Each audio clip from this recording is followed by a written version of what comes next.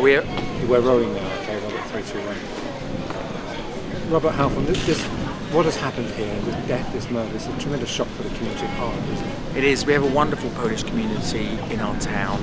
They work incredibly hard. They run a school that does GCSE qualifications on weekends, pays Passmore's school to be there.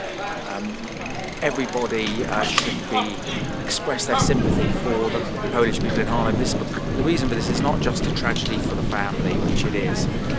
It's not even just a tragedy for the Polish community, it's a tragedy for the whole of Harlow. That this kind of horrible incident has happened in our town, that someone has lost a life, and that people have to grieve, and the effect that it has on everyone in our town is terrible.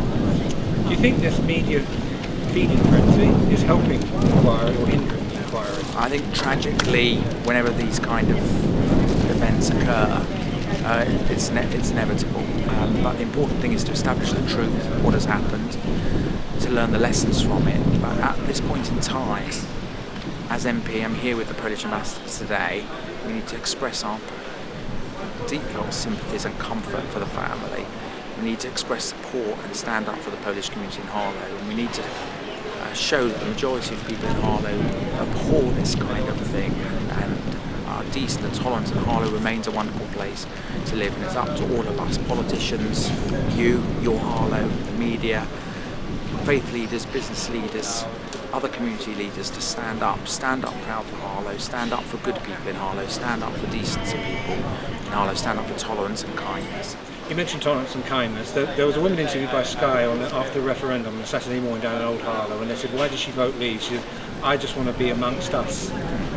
There's a lot of work to do here, regardless of what the motivation here was. There's a lot of work to do. Yeah, I believe that the vast majority of people in Harlow voted to Leave to take control, that they believed Britain could be better off economically, and they were right. They voted for those reasons, for noble reasons. There will be a very small element of people who are using the Brexit vote to exploit and promote division and promote hatred. And these people live in the sewers, and they come out and they do terrible things.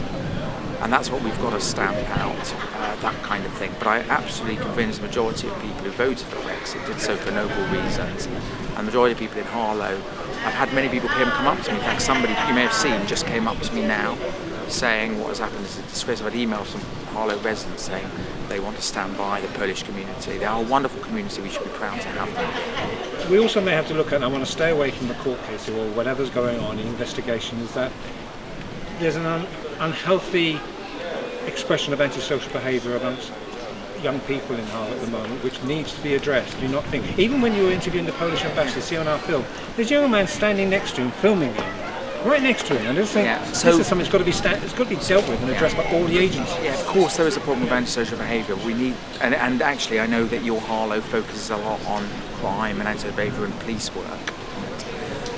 But we need to put things in context. I actually believe that the statistics show that Harlow actually has a lower level of antisocial behaviour than other places. And for the most part, we are a kind and tolerant and decent town, and a wonderful place to live. I'm so proud of being MP. I love that I live in this wonderful, beautiful town that we live. And the majority of people are good and kind people who hate this kind of thing. Where there is antisocial behaviour, we need to stamp out on it.